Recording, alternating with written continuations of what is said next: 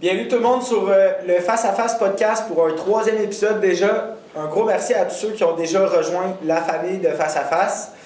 Cet après-midi, on est au Manoir Victoria à Québec, à l'hôtel. Donc, merci au Manoir Victoria de nous accueillir gentiment. Le Manoir Victoria, c'est situé à quelques pas de la rue Saint-Jean, donc l'endroit idéal pour un séjour à Québec. Aujourd'hui, je reçois un athlète canadien de l'équipe de saut à ski acrobatique, nul autre que Alexandre Duchesne. Bienvenue Alex, Merci. ça va bien? Oui, ça va toi? Oui, ça va super bien, merci. Je suis content de te recevoir. On s'était parlé pour des raisons professionnelles un peu cet hiver, donc c'est ça qui a créé le lien. Alexandre, tu es natif de Lac-Beauport, donc tu as été introduit, si on veut, au ski acrobatique assez rapidement. Est-ce que tu veux m'expliquer un peu comment tu baignes là-dedans par rapport à plusieurs gens qui commenceraient par un sport plus conventionnel, si on veut? Ouais, c'est sûr que le lac Beauport est un très petit. C'est une ville, mais un très petit village qui est juste rempli de sport. On a le kayak, on a le ski de fond, on a le vélo de montagne. Puis, moi, j'ai choisi le ski acrobatique. Je suivais ma soeur dans ce temps-là. Fait que c'est sûr que, j'ai pas choisi le ski acrobatique, c'est le ski acrobatique qui m'a choisi, je pense. Mais c'est ça. Je suivais ma soeur qui avait un ami qui faisait du ski acrobatique. J'ai embarqué avec. Je suis dans le même âge que Mia Fontaine, qui est allée aux Jeux Olympiques en 2022. Son père, c'est Nicolas Fontaine, un pionnier du ski acrobatique. Puis c'est ça, depuis ce temps-là, 6 ans, puis je suis encore avec Mia à ce jour dans l'équipe nationale. Nicolas Fontaine, si je ne me trompe pas, il est encore impliqué dans l'équipe canadienne, c'est ça? C'est votre coach ou un des coachs? Il m'a coaché beaucoup, là, je sais pas combien de temps, je pense sûrement 5 ans. Puis maintenant, mettons, plus tu avances, plus tu changes d'équipe. Puis là, lui, il coach l'équipe Next Gen, fait que il est un peu plus juste les futurs. Les plus jeunes, juste en bas de moi. Fait que je suis rendu avec mon nouveau coach Rémi Bélanger depuis 3 ans maintenant. Puis c'est ça, Nico, c'est lui qui a monté le programme au lac. C'est lui qui a fait qu'on a une équipe en ce moment. Puis c'est ça, c'est lui qui m'a aussi parti en ski acrobatique. Est-ce qu'on entend souvent comme des gens qui sont dans ce milieu-là, que leurs parents ou leurs grands-parents étaient impliqués là-dedans? Je pense à Julien Viel, que tu connais, je pense bien. Est-ce que c'était le cas pour toi ou comme pas du tout, même pour tes parents, c'était nouveau d'être baigné dans ce domaine-là? Non, pas. En fait, je savais même pas que Julien Viel, ses parents en faisaient ou il était impliqué, mais non, moi j'ai aucun lien. Okay. Mes parents savaient sûrement même pas c'était quoi le ski acrobatique avant de commencer. Puis c'est ça, ma soeur leur a comme demandé de s'inscrire avec une de ses amies. Puis moi j'étais comme, moi aussi, je veux l'en faire. C'est ça. Puis là maintenant, est-ce que tes parents ils ont accroché, ils viennent à vos compétitions? Oui, c'est dur de pas accrocher là, quand tu fais un saut. C'est tout le temps cool de voir une vidéo, mais je sais pas si vous avez eu le temps de. Moi, j'étais là à la compétition à Lac-Beauport cette année, puis c'était la première fois que je pouvais assister à ça en vrai. Puis pour vrai, c'est tellement impressionnant de voir ça de nos propres yeux. Puis l'affaire qui m'a le plus marqué, je pense, quand j'ai assisté à la compétition, c'est justement l'accessibilité aux athlètes. T'sais, dans beaucoup de sports, c'est comme il y a des clôtures, mettons, qui séparent le terrain entre les partisans qui sont sur place. Puis vous, c'est comme vous faites votre saut. Puis après ça, on vous voit dans le crowd à côté de nous en train de parler à votre famille, vos amis, puis 15 minutes après, vous remontez puis vous refaites un autre saut comme si de rien n'était. C'est comme... Parle-moi un peu de ça, l'atmosphère aux compétitions. Ouais, c'est sûr que la compé au relais à Québec, c'est sûrement la plus le fun à faire pour les Québécois. Là. Ouais. Il n'y a rien de plus le fun que sauter devant ta famille. Puis surtout, là, tu dis on peut aller voir la crowd puis tout. Ça... c'est tellement le fun, juste aller voir, puis là, tout le monde, tous les amis de tes parents sont là, puis ils sont comme hey, good job, ils savent même pas qu'est-ce que t'as fait. Ouais. Tu peux avoir complètement raté ton saut. Mais c'est ça. Puis la première année à Québec, je dirais que j'étais tellement content de voir tout le monde qui était venu me voir. J'avais abandonné la compétition pendant 10 minutes. Puis là, j'étais arrivé sur le knoll, puis sur le knoll, c'est comme où que les sauts sont, où que les coachs sont. Ouais, en haut. Pas en haut qu'on part notre saut, fait que où qu'on va parler au coach. Okay. le nom, là. Ouais. Je sais pas comment dire. Ben, y a pas de problème. Mais ouais. Puis mon coach était comme, hey, je t'ai vu, t'as juste zoned out, puis t'es parti, genre, parler à ta famille. C'est le fun, mais comme, calme-toi quand même, là. Parce que tu reviennes dans l'instant présent. On fait un saut dans 4 minutes. Là. Ouais. Fait que, ouais, c'est vraiment le fun. Puis c'est vrai, ben, je pense que c'est vraiment impressionnant, plus impressionnant de le voir en vrai, parce que je me le suis fait dire. Absolument. Puis, ouais, c'est ça. Est-ce que tu penses que justement, mettons, à part cette première expérience-là où tu dis que tu as un peu zone out, est-ce que, mettons, depuis, tu penses que le fait de pouvoir vous distraire un peu au lieu de juste trop penser, ça peut être un avantage? Ouais, c'est sûr que, genre, faut que tu sois capable de le manager. Je pense que ça fait 3 ans ou 4 ans maintenant qu'on a la Coupe du Monde au relais. Puis à chaque année, mettons, j'apprends que c'est le fun de faire dire bravo, puis de genre serrer des mains, puis des affaires de main, mais faut juste pas que tu partes dans la conversation, genre, hey, puis comment va la saison? Ouais, je comprends. Parce que là, tu pars. Mais non, c'est ça, faut que tu sois capable de gérer, puis après 4 ans, là, je commence à être pas pire, là, depuis les 3 dernières années, je pense, j'ai fait 12e, 4e, plus cette année, j'ai fait 5e. Fait que, tu sais, Fait que l'an prochain, l'objectif, c'est de gagner ça. Podium sans rien, là, j'espère. Ouais. Mais ouais. Cette année, si je ne me trompe pas, il y a Émile Nadeau qui avait fait une 3e place. Ouais, ben lui, ça fait 2 ans qu'il fait sa 3e place C'est au vrai. relais. OK. Puis c'est ça. Ben, il a fait un podium au Kazakhstan, qui était son premier podium. Puis après, il a fait des podiums au relais. Puis, genre, il l'a dit, là, c'est la meilleure affaire. Marion Thénault qui a fait une première place il y a 2 ans. Genre, elle a fait beaucoup de premières places. Elle l'a fait en Finlande, je pense. Je sais pas. Ouais. Puis, elle dit qu'au relais à Québec de ma famille, c'est. Il n'y a pas meilleur endroit pour gagner C'est la une meilleure course. affaire. Je comprends. Justement, tu sais, à 19 ans seulement, là, tu as 22 ans, si je ne me trompe pas, tu avais gagné ta. Non, j'ai Tu as 20? Ouais. OK. Mais il y a 3 ans, je pense, si je ne me trompe pas, tu avais gagné ta première Coupe du Monde. Oui, 2023. 2023. Ouais, ça va faire 3 ans. OK. Il y a 2 ans. Puis là, depuis, comment tu dirais, est-ce qu'une fois que tu gagnes une Coupe du Monde sur le circuit, est-ce que l'objectif, ça devient tout le temps de gagner une Coupe du Monde ou comment tu entrevois ça, après la victoire? Ouais, ben, comme un de mes coéquipiers m'a dit qu'il était un peu chien, il était comme, OK, fait à partir de là, genre, tu peux rien faire de mieux. Parce que mon premier podium, c'était une première. Mhm. Fait que, tu sais, maintenant, je vais faire une 2, puis ça va pas être mieux que mon premier podium. C'est comme. À y penser, là, genre, je peux faire mieux, parce que c'était comme bizarre, cette compétition-là était dans, genre, pas un brouillard, c'était juste Des conditions plus mauvaise difficiles. condition, ouais, très mauvaise condition. Puis on a décidé de descendre le degré de difficulté pour être sûr que tout le monde soit safe, Ouais. dans le fond. Puis, mettons, tout le monde a descendu au plus petit saut. Puis moi, j'avais comme je sais pas comment dire ça, là. Sur le petit saut, j'ai le plus gros saut possible. OK. Fait que nous, on a Le plus risqué, disons. Ouais, on a des simples manœuvres, double manœuvre, triple manœuvre. Puis là, on était obligé de faire des doubles. C'était une règle. Fait que je pense même pas que c'est les athlètes, là, c'est les officiels. Ils ont dit, hey, pas de triple backflip, c'est trop dangereux. Fait que, puis moi, j'ai le plus gros saut sur la double que je pratiquais depuis 2022. Non, 2021. Fait que ça faisait 2-3 ans que je le faisais. Fait que tu maîtrisais bien, là. Tu te sentais en confiance de faire ce saut-là. Hey, l'affaire, c'est qu'en 2023, je l'avais pas pratiqué. Ben, j'étais comme, cette année, j'en ai plus de besoin, je vais être à la triple sur le gros saut. Fait que je l'avais pas pratiqué. Mais je savais que je l'avais dans ma poche. Ouais. Fait que c'était comme. C'est ça. Fait que c'était. Quand j'ai entendu la règle, j'étais comme, c'est peut-être genre une opportunité De le sortir. de le sortir et s'en de faire un servir. podium. Puis c'est ça. Super finale, le top 6. J'ai fait le gros saut. Les gars avaient fait des vraiment très beaux sauts avec le degré de difficulté juste en bas de moi. Fait que j'étais arrivé genre à point 3 du gars qui était arrivé en deuxième, mais c'était. Ouais, c'est sûr que c'était fou. Mais comme la compétition avait été, on dit downgradée, mais diminuée de degré de difficulté. Fait que j'ai hâte de faire un vrai podium sur la triple. Puis ça, ton podium, c'est à quelle compétition que tu as fait ça? C'est aux États-Unis, ça se peut? Ouais, c'était à Deer Valley. Deer Valley à Utah. Oui, Ok, c'est bon. C'est ça, j'avais lu.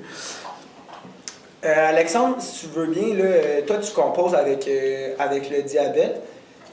Est-ce que tu veux nous parler un peu de à quel point ça impacte ta carrière ou comment tu réussis à composer avec ça, tu sais, au jour le jour, puis également à travers ton entraînement, tes compétitions?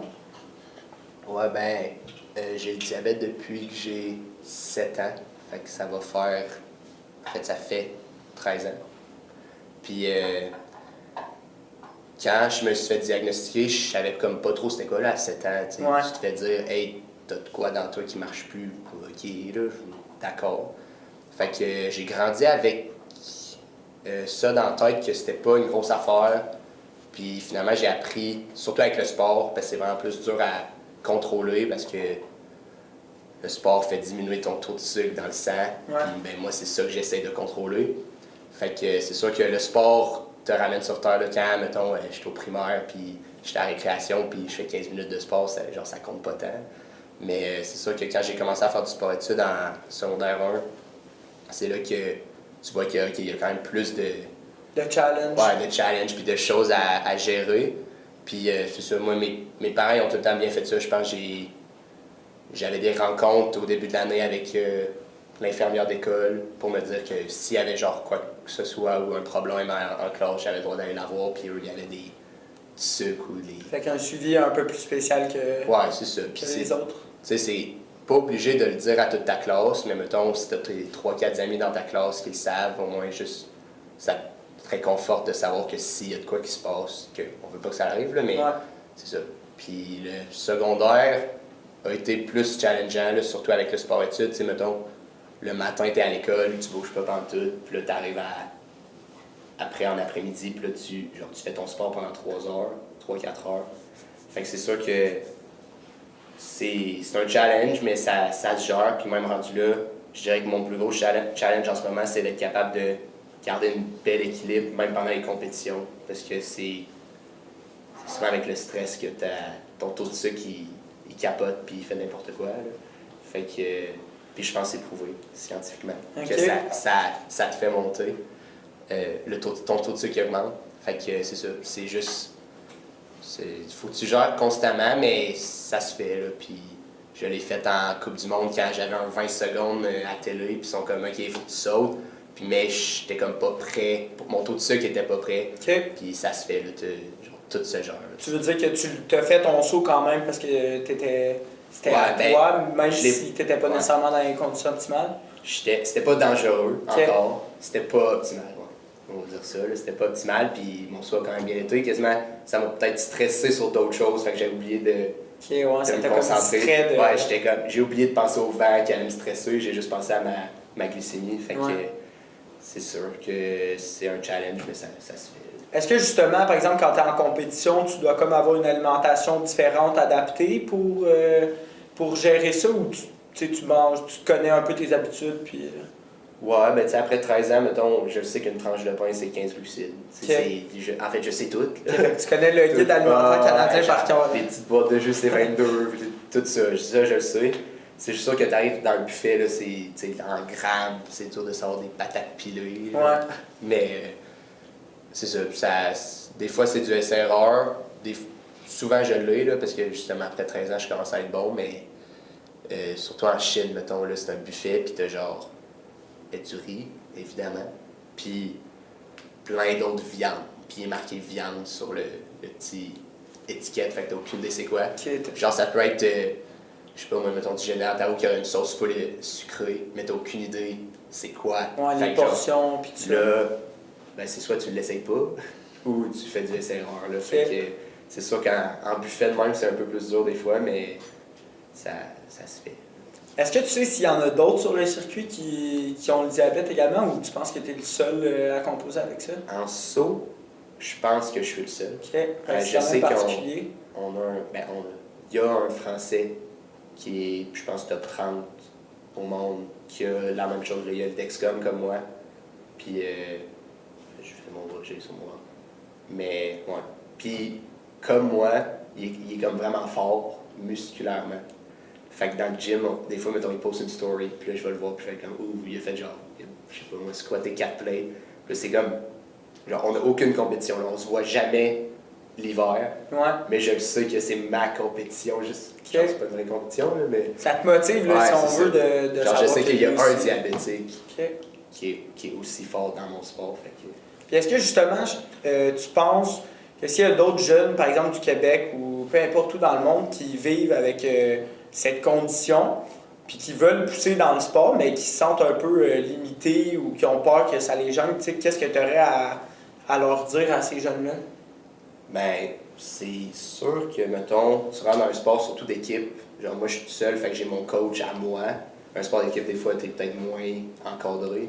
Fait que je pense que c'est juste, ben, dépendant de l'âge, soit les parents s'assoient avec le coach, puis il faut que le coach il sache.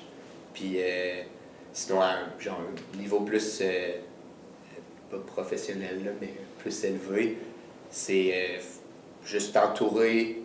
Ben, toi, avoir une bonne. Genre, être capable de le gérer toi-même, puis s'il y a vraiment de quoi qui se passe, juste t'entourer de. Ben, dans un sport d'équipe, de 2-3 coéquipiers, juste qui sont comme, hey, genre, je t'ai amené des Welsh ou n'importe quoi, là, de quoi de sucré. Puis, c'est ça, je pense que c'est ton entourage fait que c'est beaucoup plus facile. Puis, quand, mettons, tu peux être stressé sur, je sais pas moi, t'as une game, puis t'es stressé que ton taux de sucre il descende pour aucune raison, ben, il y a tout le temps de raison, mais tu la connais pas, mettons. Puis, tu t'attendais pas à ça, mettons, mais c'est ça. Quand t'as ton entourage qui est là, puis le coach il le sait, puis il y a des pastilles de sucre dans son sac, puis tu sais, il devrait en avoir, là, mais genre, c'est ça, l'entourage fait que c'est plus facile, fait que juste, il y a du monde qui sont vraiment gênés de le dire, ou gênés de se piquer en public, mais je pense que le fait que le monde le sache, ça fait que ça va être plus facile au final. Absolument. Puis je pense que si justement il y a de plus en plus de gens qui deviennent comme un peu confiants, comme tu sembles être avec la condition, ben peut-être que ça va ouvrir des portes à d'autres dans la même situation. Ouais, c'est ça. Puis dans le fond, moi depuis 2 ans, on a un glucagon. Ça, c'est un terme, je pense, médical, mais c'est une injection de sucre. Genre, si t'es plus capable de manger, tu t'injectes au glucagon. OK. Puis. Fait que ça, c'est comme un dernier recours, un peu très plus. dernier recours. Là. Je ne l'ai jamais utilisé personnellement. Ouais. J'espère que les diabètes n'auront pas à l'utiliser, mais c'est quand tu es vraiment magané. Puis on n'avait pas de glucagon. Genre, mon équipe n'avait pas de glucagon jusqu'à il y a genre 2 ans. Okay. Puis là, on a comme réalisé, puis on est comme, hey, mais mettons que moi, je l'oublie. C'est un beau backup. Ouais, puis c'est quand même un problème de pas de l'avoir. Fait que là, on a tout le temps un maintenant on a un sac médical avec des pilules, puis là, maintenant, on a le glucagon. C'est ça. Donc ça, c'est une autre solution qui pourrait rassurer d'autres athlètes éventuellement.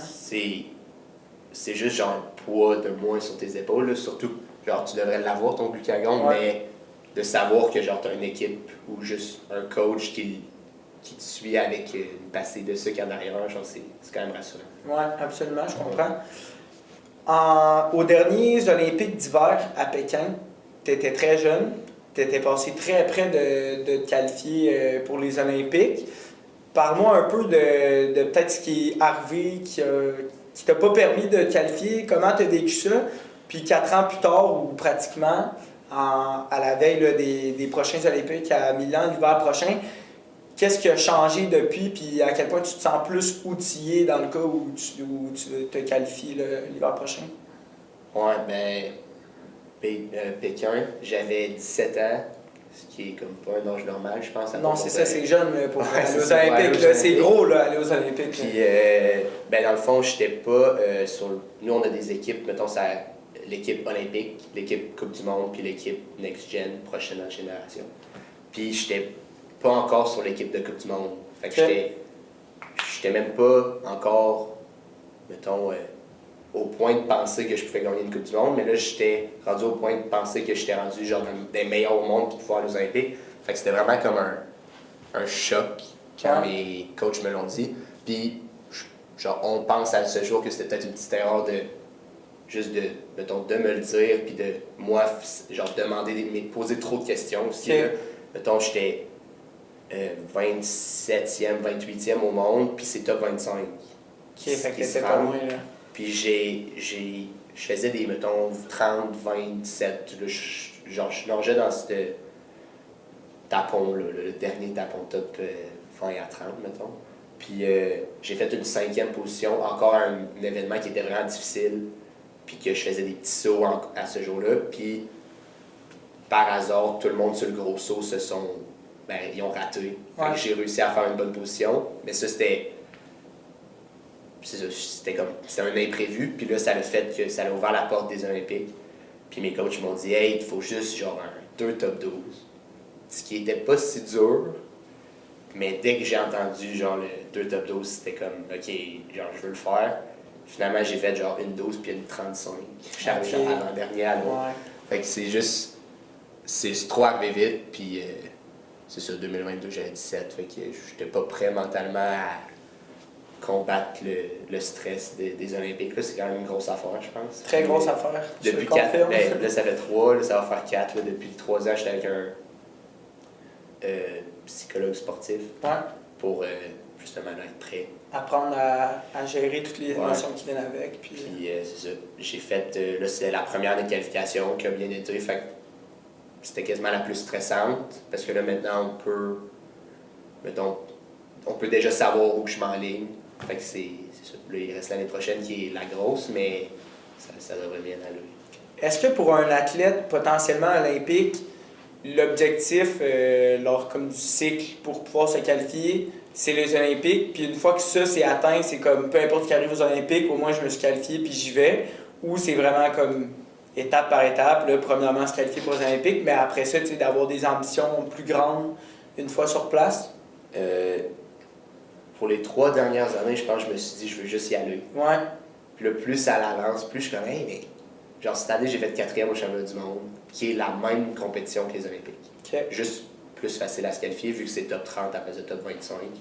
Fait que, avec ce 4e-là, je me suis dit, hey, j'ai peut-être de quoi, genre, j'ai peut-être une chance d'aller faire la super finale. Sur ça. Mettons, un top 6, c'est tellement fort aux Olympiques, parce que tout le monde est là, genre, pour cette compétition-là. Mettons, les Chinois mettent leur budget pour les 2 dernières années avant les Jeux. Fait que, mettons, 23-24, ils n'étaient pas là. Okay. Ils sont même pas présents. Eux, ça leur dérange. Ils font juste s'entraîner puis ils participent pas à des compétitions? Non, c'est ça. Puis ils arrivent 25-26, puis là, ils ramassent tout le monde. Okay. Fait que là, ils vont être là. Ils vont en amener genre 15. Là. Fait que c'est fou, ça. Ouais. Puis c'est ça. Fait que avec la qualification qui est comme à moitié faite, c'est sûr, c'est moins stressant, mais on va voir là. Puis j'étais arrivé 11e cette année au Grand Prix de la Coupe du Monde, ce qui me dit que je pourrais théoriquement faire une finale au jeu. Ouais. Mais là, ça, c'est tout c'est des chiffres, là, c'est pas vraiment vrai. Et au final, je pourrais faire genre une super finale comme au championnat du monde. Mais c'est ça.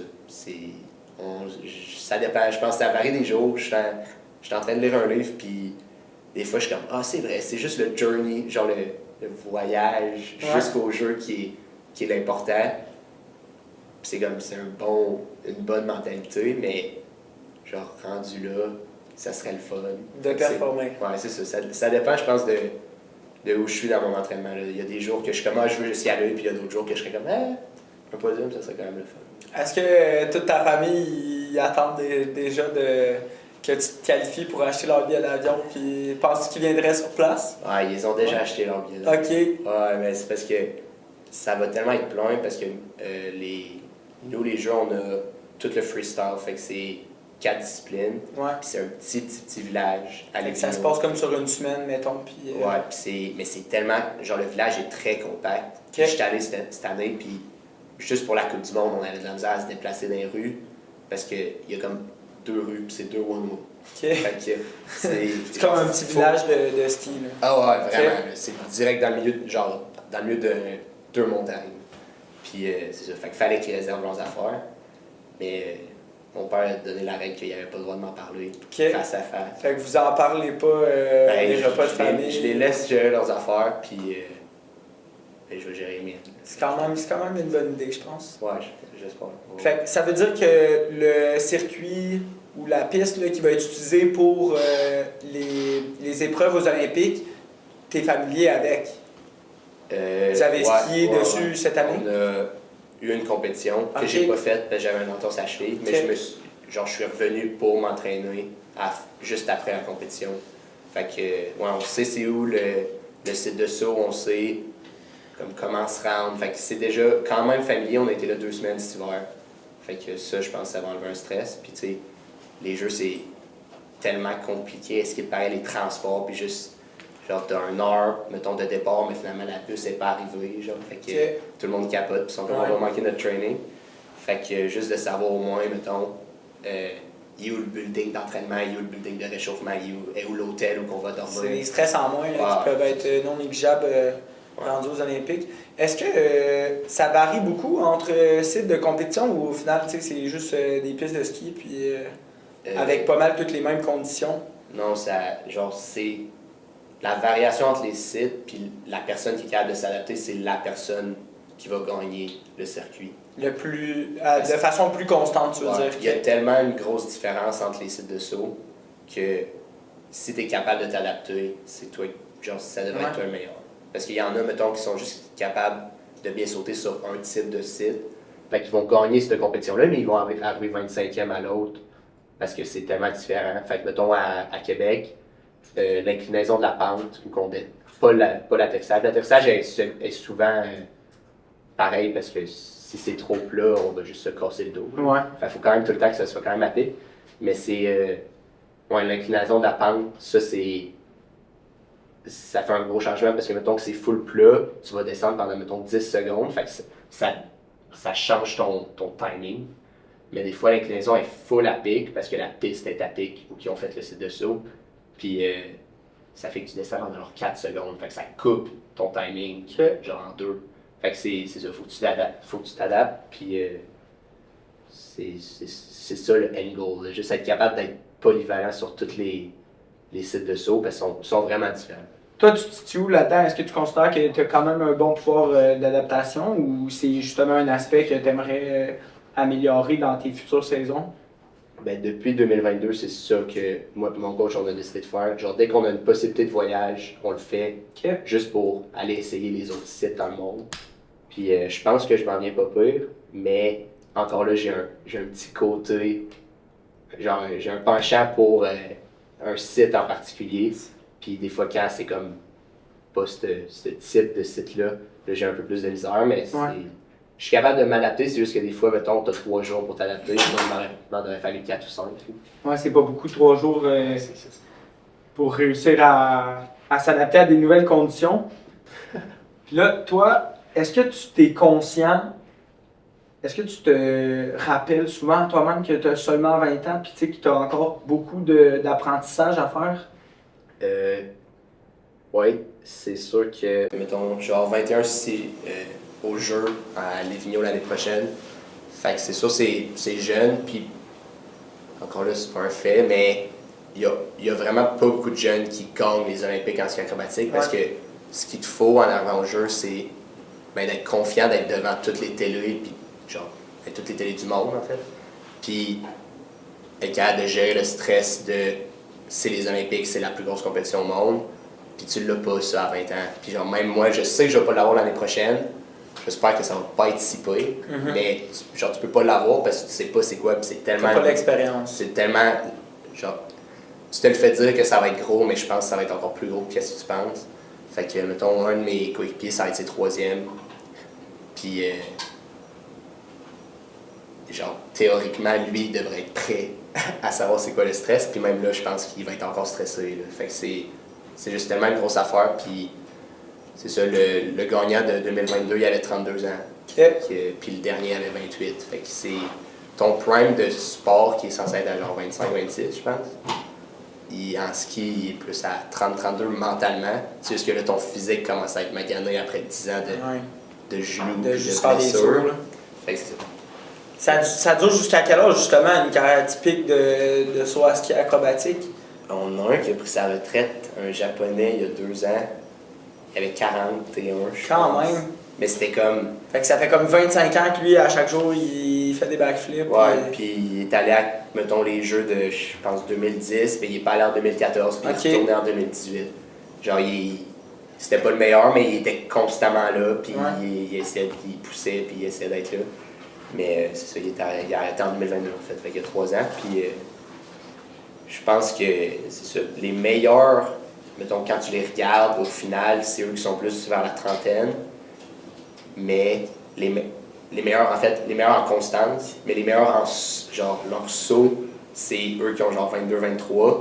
parce qu'eux sont comme encore sont dans leur prime de... Plus athlétique peut-être. Ouais, c'est ça. Puis ils sont tous contents d'être là. Puis Ouais. genre, ils ont pas mal. Puis là, lui de 33, il est comme, je suis fatigué. Puis genre, on a un Chinois qui est le meilleur au monde. Puis c'est... Genre, on le sait, là, c'est le plus beau. Ça va être le favori tout le aux monde le Olympiques. sait, ouais, c'est ça. Ok. Puis il vient nous voir à la fin du combat, puis il est comme, on va-tu se coucher, là, je suis tanné. Genre, même au milieu de combat, il va venir nous dire qu'il est fatigué, là, genre, fait il est fort, il est vraiment fort mentalement, puis physiquement aussi, là, mais juste après 10 ans de saut, je pense que ça commence à être tough. Puis c'est ça qui fait la différence, là, le bon mental que tu as à 30 ans, mais le bon physique que tu as à 20, là, fait qu'il faut que tu trouves un entre-deux. Il faut trouver un juste milieu là-dedans. Ouais, J'ai l'impression qu'il y a un gros aspect de camaraderie peut-être dans ce genre de compétition-là, de discipline. Parle-nous un peu, c'est comment l'atmosphère sur les compétitions. J'imagine qu'après quelques années sur le circuit, vous connaissez un peu tous. Est-ce que vous échangez entre les pays différents ou c'est plus comme tu restes avec ton équipe puis les autres c'est l'ennemi si on veut? Ah ouais, non, il n'y a aucun ennemi dans le sport. Là. Je parlais justement à une conférence sur les jeux à une fille de luge, que elle, c'est... Le monde cache leur luge pour pas que le monde voie la technologie qu'il y a genre dans les patins. Je sais pas, c'est full compliqué les luges, mais c'est ça, eux, genre ils cachent leur affaire, ils les couvrent, ils partent avec leur luge, puis ils veulent jamais que... Je pense que c'est les Allemands qui ont une bonne luge, comme ils disent. Mm-hmm. Puis c'est ça, ils veulent pas la montrer à personne, puis c'est comme, on vous le dit pas notre secret. Mais nous, s'il y a quelqu'un qui découvre que, je sais pas moi, une paire de bottes va mieux que l'autre, tout le monde va le savoir. Puis on a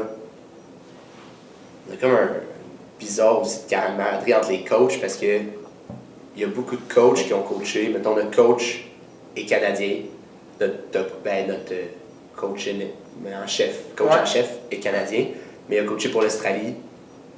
Puis là, le coach pour l'Australie il est ukrainien. Puis le coach pour les Américains, il est russe.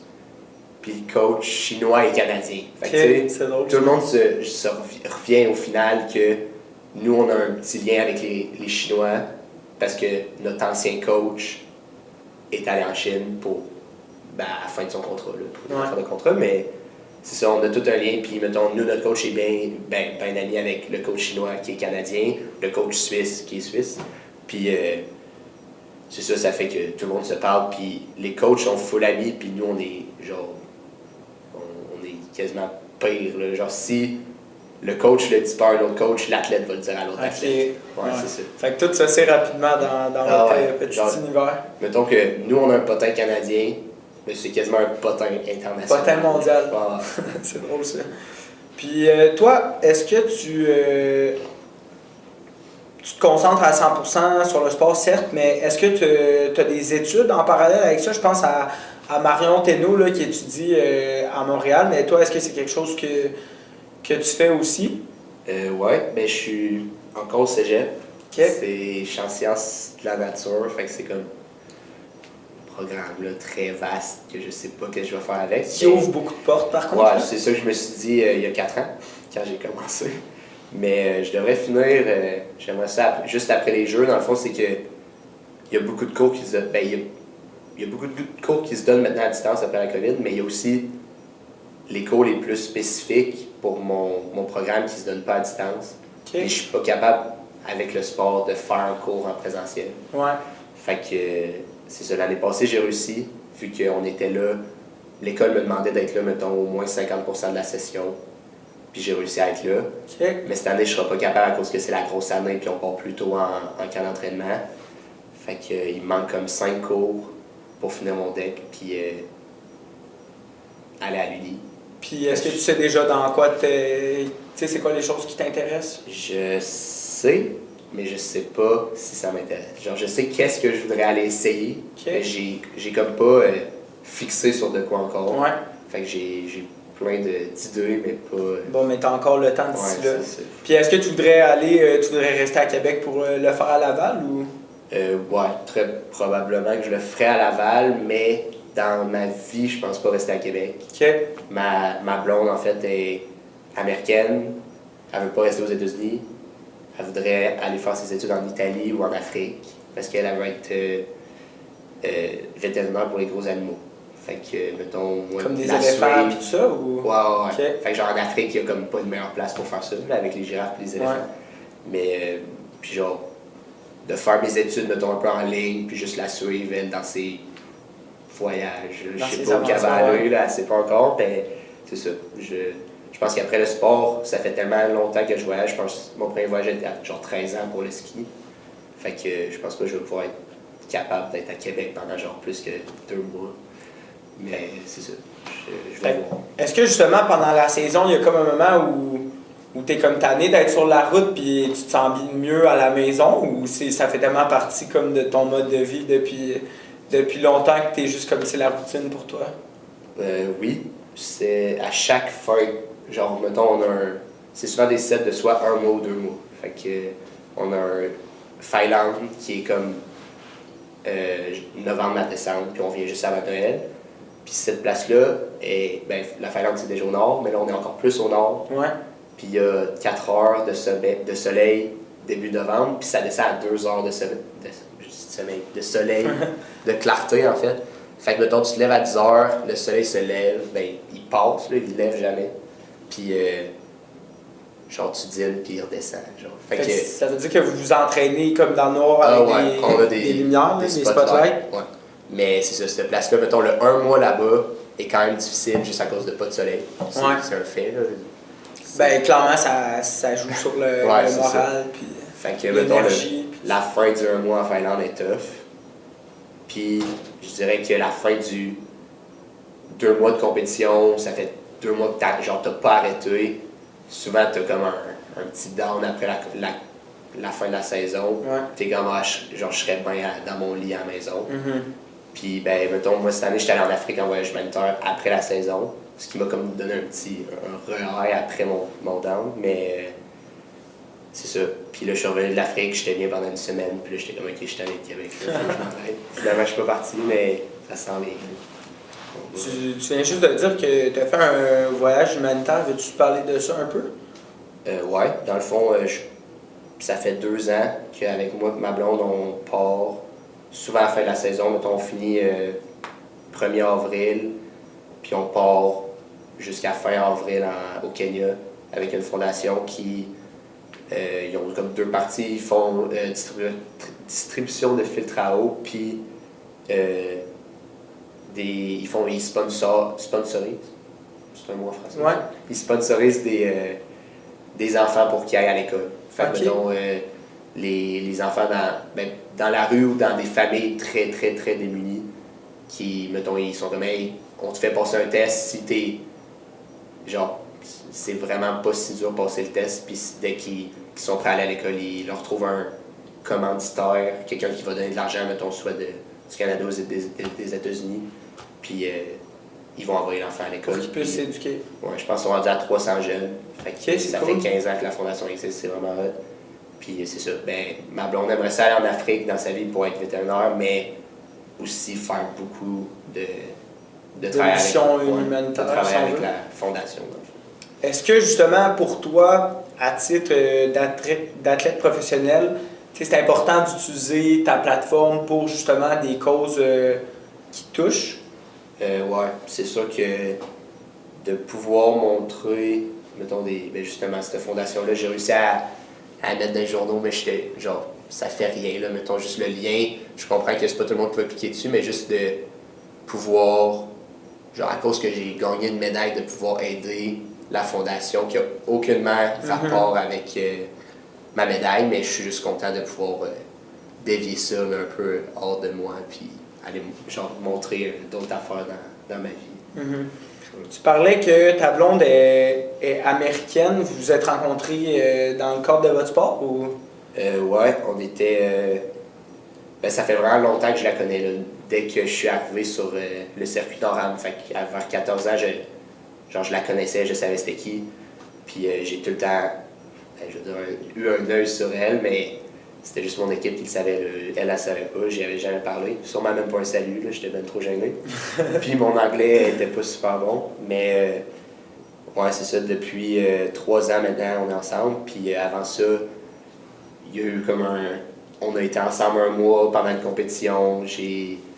je me suis essayé, puis c'est ça. Là, Ça veut dire que ton chat game en anglais s'est amélioré avec le temps? On en parlait justement, nous deux, là, genre il y a un mois, en FaceTime. Puis elle trouvait que mon anglais ressemblait au sien parce qu'elle a un accent du sud, puis qu'elle vient de l'Alabama. Puis elle disait que des fois je disais genre yo, des affaires de même. Puis j'étais comme, ah ouais, tu trouves? Puis j'étais comme, on est loin de ce que j'avais quand on s'est rencontrés parce que justement, je pense qu'on a réussi à matcher ensemble parce que j'avais zéro anglais. Fait que c'était juste genre mon beau sourire qui a fait que le chapeau. Ouais, c'est ça, parce que mon anglais, on a commencé à se parler quand j'avais 17, puis il était pas qu'est-ce qu'il est aujourd'hui, là, pas du tout. Clairement, ça t'a aidé d'avoir une copine qui est anglophone. Ouais, c'est ça, ça va. Quand on s'est rencontrés cet hiver, tu m'avais fait mention que, je veux pas me tromper, mais je pense que pratiquement la totalité de l'équipe canadienne sur le circuit, c'est des représentants québécois. Oui. C'est ça? Oui, c'est encore vrai. À quel point c'est spécial ça de représenter votre pays, mais non seulement de représenter le Québec, de sorte que c'est pratiquement juste les Québécois sur l'équipe nationale. Puis est-ce qu'il y a quelque chose qui explique ça aussi? Comment ça se fait qu'il y a comme une genre de pépinière au Québec d'athlètes dans cette discipline-là? Ouais, on a eu des athlètes dans le passé, surtout en 2014, je pense, on avait des Ontariens. Puis, après leur retraite, c'est juste, il n'y a pas beaucoup de montagnes qui développent le saut, surtout en ski acrobatique. Fait que nous, avec Nicolas Fontaine au Lac-Beauport, c'est sûr que c'est de là que ça a parti. On a aussi Marion de Sherbrooke, qui est un athlète RBC. Fait que c'est un programme où que RBC prennent des athlètes d'un sport, mettons en gymnastique comme Marion, puis ils l'amènent. Pour faire essayer le sport. Ouais, puis des fois c'est juste un essai de genre une journée ou une semaine, puis des fois ça part, puis Marion est allée au jeu, puis elle est médaille olympique maintenant. Là, fait que, c'est quand même fou comme histoire, ça. C'est ça, fait que c'est beaucoup de développement juste parce que justement on a Nico qui aide à développer. Puis sinon pour le reste, genre le fait qu'on est tous Québécois, je pense que ça fait que on est juste encore plus liés, là, parce que, tu sais, mettons, avoir quelqu'un qui parle anglais, on parlerait en anglais avec, mais ça fait juste que, genre, tu sais, parler en québécois. Ouais, vous pouvez tous parler en français ça fait quoi? Pendant vos entraînements. Puis on a un coach qui est ontarien, justement, puis qui, lui, dans sa carrière, il est allé à 3 Jeux olympiques, puis au début de sa carrière, il voyait Nicolas, qui était très, très fort, très dominant, puis il a essayé de faire un lien entre pourquoi il est dominant, puis il nous a dit que le lien qu'il a fait, c'était « Ah, il parle français ». Fait que notre coach, qui était un athlète à ce moment-là, il était comme « Ah, je vais apprendre le français, les gars de Québec, genre Phil Laroche, en fait, les Laroche, Nico, Jean-Marc Lauzon. C'était eux qui étaient forts. Fait qu'il était comme « Je vais m'essayer ». Fait que là, notre coach est bilingue.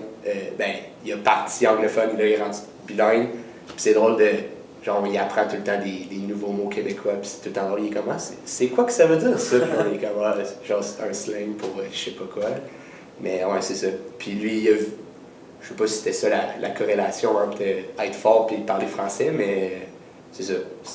Ça fait que lui, il parle français en ce moment, puis c'est le seul Ontarien dans notre équipe, mais il est rendu qu'il parle bien québécois. Parfaitement français.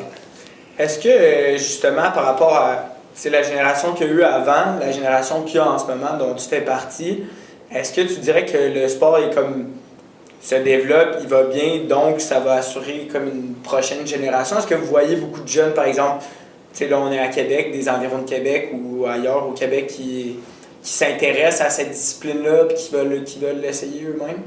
Je pense que beaucoup de monde sont intéressés. C'est juste que c'est quand même un gros step de dire que, mettons, t'es dans une équipe de soccer surtout avec l'école. Du soccer, je sais que c'est comme un sport facile à rentrer, là, genre tu t'inscris. Ouais, c'est populaire puis c'est conventionnel. C'est ça. Fait que c'est juste de sortir du « Hey, je vais faire comme tout le monde, puis je vais aller faire un sport que quasiment personne connaît ». Souvent les parents ils trouvent ça bizarre ou juste difficile de laisser leur enfant aller faire du ski acrobatique. Mais c'est sûr que je pense que on a une relève, je dirais pas Ben, pas qu'ils sont pas bons, là. Je dis qu'on n'a pas beaucoup. C'est sûr, ça serait le fun qu'on puisse être capable de montrer notre sport encore plus, soit à la télé ou juste n'importe où. Là, en général, à la Coupe du monde du relais, on a tout le temps l'école de Montagnac qui vient nous voir. Puis tous les jeunes, ils trippent. Là, ils nous ont fait signer leur manteau. Puis ils ont tout un manteau avec leur petite carte du relais. Là, puis là, on signe leur carte du relais. Puis vous êtes des modèles pour eux. Ouais, c'est ça. Ils trouvent ça full hot. Mais sans voir c'est quoi en vrai, ils n'auraient pas connu ça parce que ben, il y a tellement d'autres sports que le ski acrobatique, surtout en saut, qui est comme pas le moins populaire, mais lui il y a le moins d'athlètes dans ce sport-là. Fait que ouais, ça serait vraiment cool de pouvoir montrer notre sport juste de peu importe façon. Soit plus représenté, là, comme. Ouais, c'est ça. Ben, de le représenter, je pense que de faire des bonnes positions en Coupe du monde ou aux Jeux olympiques, ça va le représenter. Mais sinon, juste que, je sais pas, moi, on se regarde tout, mettons, je sais que là, j'ai vu la F1, là, le monde de F1 sont populaires sur Instagram en général, mais juste de faire que notre sport est quand même cool à regarder, surtout un petit reel Instagram, genre tout le monde like ça. Puis c'est ça, je pense qu'il y a de quoi à faire, mais c'est dur parce que c'est tellement pas connu.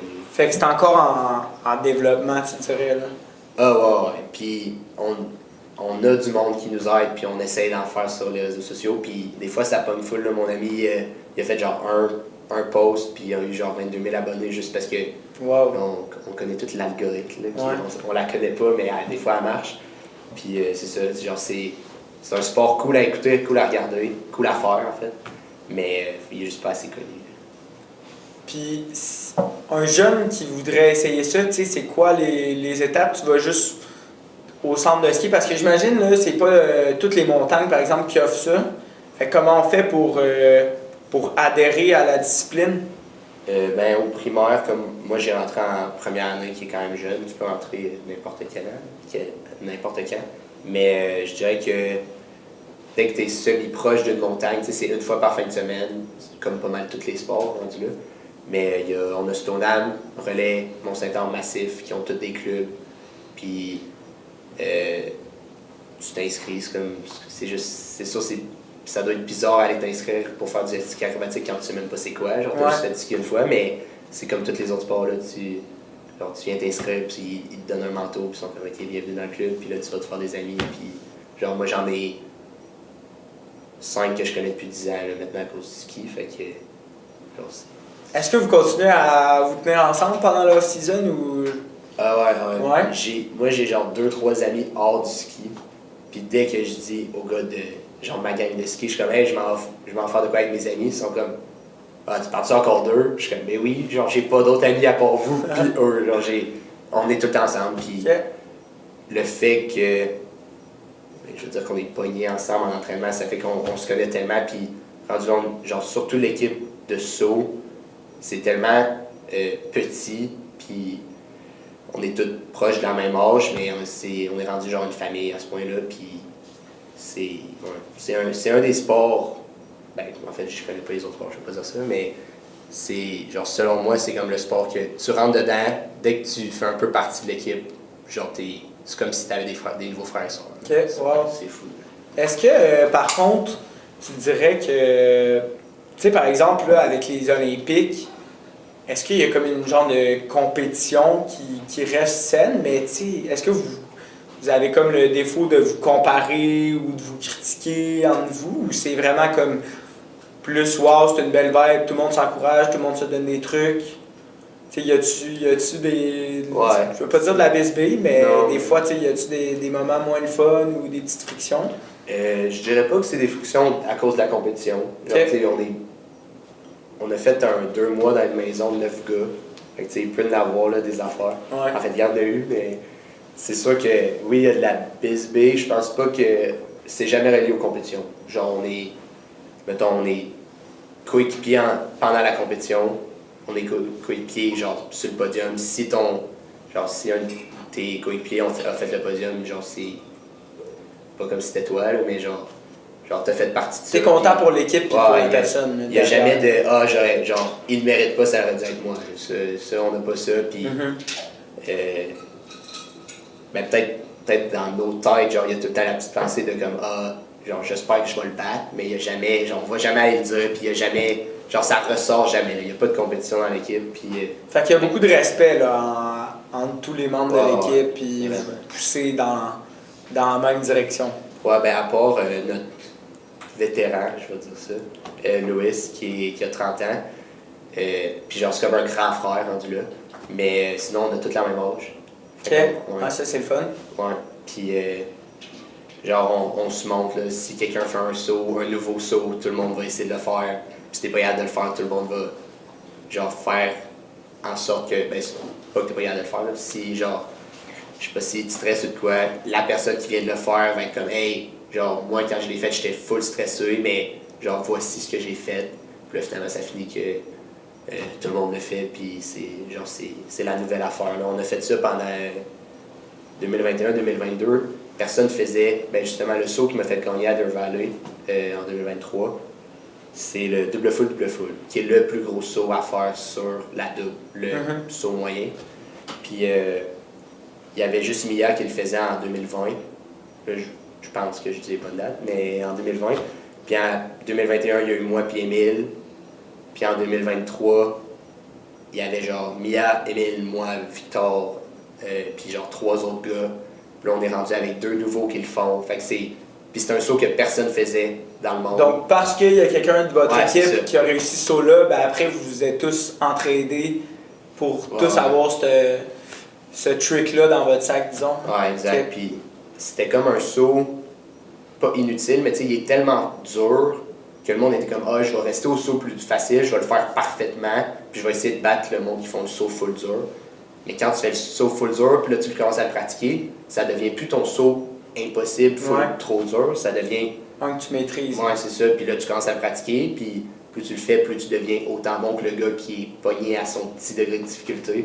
Fait que ça a fini que pendant genre 3 ans, on a tous gagné les NORAM. Puis c'était fou. Puis ça, je veux dire, c'est la partie de Mia parce que genre il l'a fait en 2020, je pense. Puis depuis ce temps-là, on est rendu genre 10 qu'il faut. Puis là, moi, je me rappelle d'une chose, quand je suis allé à la compétition relais, j'ai été comme face au terme de vos sauts, puis moi, j'étais pas familier avec ça, puis je suis sûr qu'il y a des gens qui vont peut-être pas être familiers avec ça non plus, tu sais, double full. Qu'est-ce que ça représente si tu veux le décortiquer un peu? Ouais, dans le fond, un simple, fait que juste un backflip. Il y a 3 sauts possibles. Il y a un backlay, qui est juste un saut, genre un backflip avec position tendue. Fait que lay veut dire tendu. Dans le fond, nous, c'est parce qu'on utilise les termes anglophones, mais genre, je pourrais aussi juste les dire en français. Là. Fait qu'on a back tendu, qui est un backflip droit. Back vrai, qui est back full. Fait que ça veut dire que vous faites un back, puis en même temps, vous tournez. Ouais, avec un 360 dedans. Okay. Puis back double full ou back double vrai, qui est un back avec 2 vrais. Okay. Puis là, après ça, fait que là, quand t'as lay, full puis double full, là, tu les mixes ensemble pour faire les sauts double période puis les triple période. Fait que, mettons, un saut que tu commences ton saut à en faire un tendu, puis après un avec une vrille, c'est un lay full. Okay. Puis genre, même ma mère, elle comprend pas encore à ce jour-là. Puis elle le voit pas. Genre, elle peut pas se l'imaginer si tu le dis le terme. Elle peut l'entendre mettons, l'animateur, il dit, elle le voit, puis elle est comme, il là là. Je pense pas que c'est ça qu'il a fait. Là. Genre, elle entend le trick que je m'en vais faire, puis elle le voit, puis elle est comme, me semble que c'est pas ça que j'ai vu. Puis, c'est ça. Mon père est là, mais ma mère pas pantoute, puis je pense que c'est quand même dur pour le monde, mais au final, on fait 3 backflips, les gars, puis quelques filles, qui sont vraiment hot, là, c'est quand même fort. Puis, c'est ça, on fait 3 backflips avec des vrais à quelque part. Mais c'est bon parce que je pense que justement, là, à l'approche des Olympiques, ce qui est cool pour les gens, moi je vois ça comme ça aussi, c'est qu'aux Olympiques, on découvre souvent des nouvelles disciplines. Fait que s'il y a des gens, par exemple, qui vont regarder le saut à ski acrobatique puis qui auront entendu le podcast, ben, ils vont pouvoir un peu savoir ce que les termes veulent dire. Ouais, puis je pense que c'est ça. Genre, on tourne à quelque part, t'as pas besoin de savoir où qu'on tourne, mais le plus tentant de double full par l'animateur, le plus dur ça va être. Le plus dur ça va être. Fait que mettons, en ce moment, moi j'ai Je vais les dire vite, là, je vais pas les expliquer toutes, mais genre j'ai un full, double full, full. Fait que là, genre il y a un double full. Puis là, ça c'est un saut moyen en Coupe du Monde. Puis il y a les sauts durs que c'est double full, full, double full. Fait que là, il y a 2 double full. Ça devient vite mélangeable. Ouais, c'est ça. Fait que là, ça c'est un saut dur. Puis là, il y a le nouveau saut qui pourrait peut-être arriver, qui s'est jamais fait atterrir sur la neige, mais c'est double full, double full, double full. Fait que ce serait 3 backflips, Avec toutes 3 des double 360, Non. 720. Ça serait 6 300 OK. ou 3 720. Ouais. Fait que ça fait juste tourner. Puis ça n'a jamais été réussi en compétition? Mia l'a fait sur la rampe d'eau. OK. On a genre 3 autres dans le monde sur 10 ans qui l'ont fait sur la rampe d'eau. Puis sinon, personne l'a. Je sais pas si quelqu'un l'a essayé sans neige, mais personne l'a atterri. Puis fait que là, ça devient-tu comme un de tes objectifs, mettons, à plus long terme? Ou ouais, c'est l'objectif à tout le monde. Okay. Dès que tu sais, genre, il y a du monde qui ont juste de la misère à vriller, mais dès que tu sais que tu as la technique pour vriller, genre, c'est ça que tu veux faire. Là, en fait, c'est même pas le plus gros saut parce qu'il se fait pas encore, mais ça va être le plus gros saut. Ouais, dans le sens où la journée où il y a des gens qui commencent à réussir ça, ils vont clairement avoir un avantage là, sur le circuit. Ah ouais, puis mettons, on a tous des degrés de difficulté différents. Puis en ce moment, le degré de difficulté de ce saut-là n'est même pas sur la liste. Okay. Tellement que les officiels pensent pas que personne va le faire. Ouais, fait qu'il va falloir qu'ils s'ajustent eux aussi. Alexandre, en terminant, j'aimerais que tu nous dises un objectif. C'est sûr que c'est un peu facile parce qu'il y a les Olympiques, mais tu as 20 ans, l'avenir, comment ça se dessine pour toi, comment tu vois ça? Je dirais que mon objectif, c'est d'être mentalement prêt pour les Jeux. Comme j'ai dit tantôt, je pense que même rendu là, il va y avoir beaucoup trop d'affaires qui vont se passer, mais ouais, juste le mental dans notre sport puis dans tous les autres sports, c'est tellement important. Puis je pense que c'est aussi important de savoir l'adresser puis juste en parler avec soit ton coach, ton psychologue sportif. Mais c'est ça, d'arriver, d'être prêt mentalement et physiquement, mais le mental, ça va faire toute la différence.